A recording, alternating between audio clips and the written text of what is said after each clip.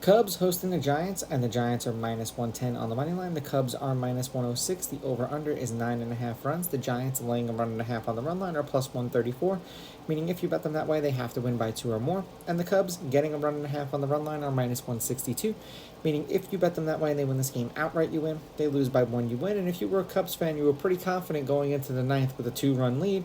And yeah, they lost the game. Gave up 3 runs in the top of the ninth and lose the game 7-6. That's heartbreaking. The weather for tomorrow's game is supposed to be 88 degrees with 17-mile-an-hour winds blowing out and a 2% chance of rain. So another one of these days where it's going to be super windy. Webb pitched once against the Cubs last year, 6 2/3, 3 runs, 3 earned. They lost 5-0. He struck out 4. Steele pitched once against the Giants, 8 shutout innings. They won that game 5-0. He struck out 12. Head-to-head, the Cubs are 6-4. The home team's 5-5. The favorite is 5-5 on the money line. The favorite or the underdog getting or laying runs, you guessed it, 5-5. There have been 2 one-run games in their last 10 meetings. Tonight was one of those games. The under is 8-2. The under 9.5 is also 8-2. The Giants are 2-3 in Webb's last 5 starts. They've won his last 2 starts. The over is 3-2 in those starts. 6 1/3 innings pitched, 5.6 hits, 2.4 runs, 2.2 of which were earned.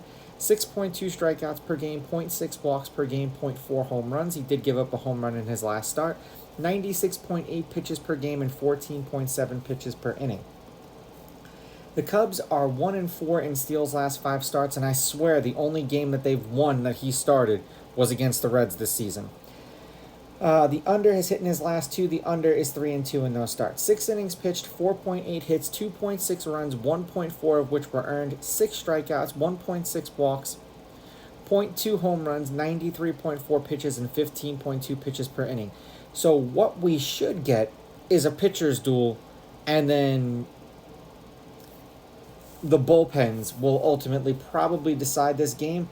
But the wind is going to be a factor, because if someone hangs one, it's not going to take very much with the wind blowing out at close to 20 miles an hour for it to just carry over the fence. 8 runs, 14... the Giants are on a 2-game winning streak. 14 runs, 7 runs, 19 runs, and then 13 runs in the game today. 6 runs and a loss, 3 runs and a loss, 13 runs and a win, and then 7 runs and the come-from-behind victory today. For the Cubs, they're on a 2-game losing streak.